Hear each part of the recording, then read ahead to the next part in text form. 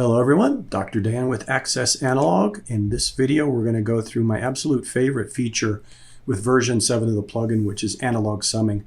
We have a Neve 5059 summer in our Colorado server room and it's a fabulous piece of gear. So let me show you how to use it. If you've watched our internet optimized and enhanced offline videos, this is going to be very familiar to you. It's many of the same steps. I've got a track in my DAW and it's empty. Can be empty. There's one exception. If you run Logic, you'll need to put audio on your track because Logic doesn't understand an empty track. But once you've got your track set up, you've got our plugin on it, then you want to go to the source panel, and you'll notice in this it's a little bit different. Normally there's just channel 1 and channel 2 for a stereo piece of gear, or just 1 for mono. But now with the 5059 you can load up to 16 channels. So I'm going to do it the same way that I do for enhanced offline. I'm going to drag my files in. You'll notice they got added very quickly because those were cached in our cloud storage. Also, if I go here, you'll notice that all the names from this panel are now replicated here. We did that so you don't have to flip back and forth, and if you hover over it, you'll get the full name of the file. We know some people have long file names, so we let you hover and you can see the whole file.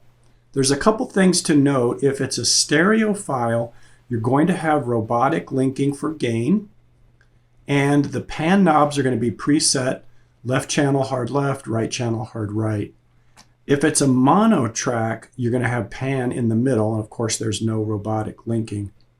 But once you get that set up, then you can press play, and obviously, you from that point can start to experiment with gains on the different channels, panning to move things around so you can place instruments in the stereo field. I would really encourage you to experiment with the 5059.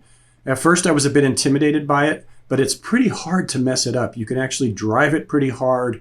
You get this nice warm color as it starts to get towards a compression state. And then, of course, you've got this silk button, which I really love the silk button. If you engage it at red, that will enhance the high end, and you can run the texture will control how much it's enhanced, how much color is added. Minimum gives you mostly nothing. Maximum will give you about 3 times the amount of silk effect as compared to the Portico 2. Blue will enhance the low end. Again, you can play around with it. But I would encourage you to experiment and try, and I guarantee you're going to really like this piece of gear. We have a lot of people using it where they're doing in-the-box mixing, or in-the-box just putting together their stems, and then they bring it here to add all the color that they would normally want from a real piece of analog gear. It works out great. So give it a try. If you got any questions about it, hit us up on the support chat. It's a great piece of gear.